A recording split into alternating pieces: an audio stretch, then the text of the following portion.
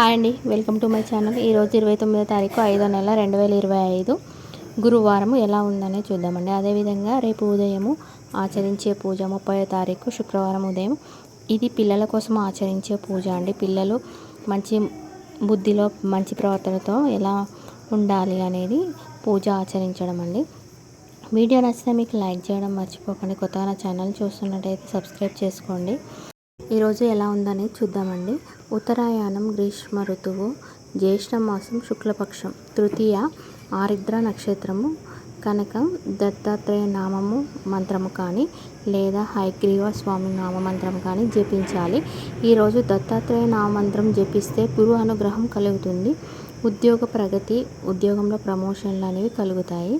అదే హయగ్రీవ స్వామి మంత్రం జపించడం వల్ల ఉద్యోగంలో ప్రగతి, ఉద్యోగ అవకాశాలు, ప్రమోషన్లు అనేవి కలుగుతాయి. దాంతోపాటు జ్ఞానము అనేది అభివృద్ధి చెందుతుంది. అలాగే ధర్మము అనేది కూడా అభివృద్ధి చెందుతుంది. మనం ఏదైనా లక్ష్యము పెట్టుకొని ఆ పనిని ఆచరించినప్పుడు దానికి చేరువవడానికి కూడా మార్గం అనేది లభిస్తుంది. కాబట్టి ఈరోజు మనం జపించవలసిన మంత్రబలంలో ఓం హయగ్రీవాయ నమః, ఓం హయగ్రీవాయ నమః, ఓం హయగ్రీవాయ నమః అనే మంత్రాన్ని కుదిరితే 108 సార్లు అందరూ జపించుకోండి. నిత్యము హయగ్రీవ స్వామి నామము జపిస్తే ఎవరు జపిస్తారో వాళ్ళు జ్ఞానవంతులు అవుతారు. జ్ఞానం అనేది అపారమైన జ్ఞానం అనేది కలుగుతుంది. వైద్య శాస్త్రము చదివేవారు, ఖగోళ శాస్త్రం చదివేవారు, అదేవిధంగా ప్రకృతి శాస్త్రం చదివేవారు ఇలా ఉంటారు కదా అండి. వాళ్ళు ఎప్పుడు ఈ నామమంత్రాన్ని జపించడం వల్ల సైంటిస్టులు, అదేవిధంగా ప్రొఫెసర్స్ ఇలా అవి ఆచరించే వాళ్ళు ఉంటారు కదా, ఆ చదివేవారు వాళ్ళు ఎప్పుడు ఈ హయగ్రీవ స్వామి నామమంత్రం జపించడం వల్ల ఖచ్చితంగా విజయం అనేది కలుగుతుంది. కాబట్టి అలాంటి వృత్తిలో ఉన్నవారు కూడా ఎక్కువగా ఈ హయగ్రీవ స్వామిని జపిస్తూ ఉంటారంట అండి.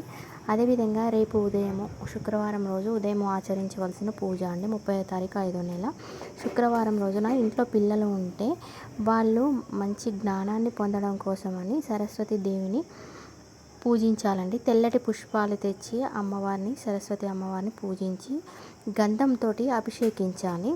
అలా అభిషేకించిన తర్వాత ఆ గంధాన్ని ఒక ప్లేట్లోకి తీసుకోవాలి. తర్వాత రోజ్ వాటర్ ఉంటాయి కదా, వాటితోటి అభిషేకం చేయాలి.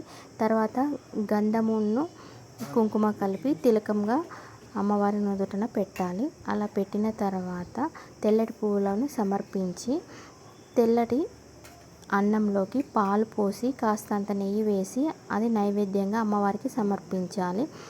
ఇంకా ఇలా సమర్పించిన తర్వాత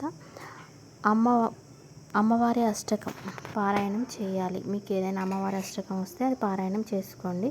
అది చేసిన తర్వాత పిల్లలకి ఈ నైవేద్యాన్ని ప్రసాదంగా పెట్టాలి. ఒకవేళ కుదిరితే ఆ పిల్లల చేత సరస్వతి నామమంత్రము జపించేలాగా చేయాలి, చదివించండి రేపు.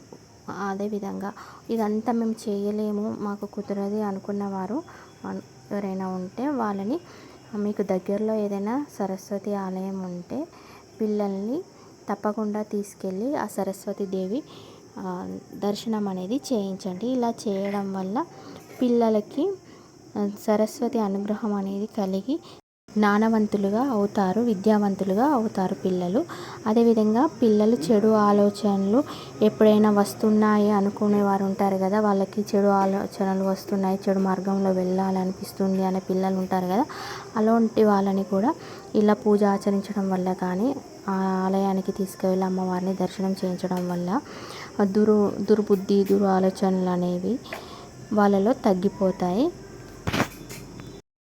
కుదిరితే రేపు పొద్దున పిల్లలతోటి ఉదయాన్నే పూజ ఆచరించండి, లేదంటే ఆలయానికి వెళ్ళి దర్శనం అన్న చేయించండి. అదేవిధంగా ఈరోజు సాయంత్రం ఆచరించవలసిన యోగక్షేమము జాతక చక్రంలోని రాహుగ్రహ దోషము అధికమై కోపము తగ్గేందుకు ఈరోజు సాయంత్రపు మినపపిండితోటి చేసిన ప్రమిదల్లో దుర్గాదేవి ముందు పెట్టి నెయ్యితో దీపారాధన చేయండి. తర్వాత దుర్గాష్టకాన్ని పఠించి 2 మిరియాలని వెలుగుతున్న దీపంలో వేయాలి. కోపం కలిగిన వారు ఉంటారు కదా, వాళ్ళైనా చేయవచ్చు. వాళ్ళు చేయలేకపోతే వారి పేరైనా చెప్పి కుటుంబ సభ్యులు కూడా ఆచరించవచ్చు. ఆ వెలుగుతున్న దీపంలో ఈ 2 మిరియాలను వేయండి. ఇలా చేయడం వల్ల కోపం అనేది నెమ్మదిగా తగ్గిపోతుంది. వీడియో నచ్చితే లైక్ చేయడం మర్చిపోకండి. కొత్తగా నా ఛానల్ చూస్తున్నారైతే సబ్స్క్రైబ్ చేసుకోండి. Thank you for watching.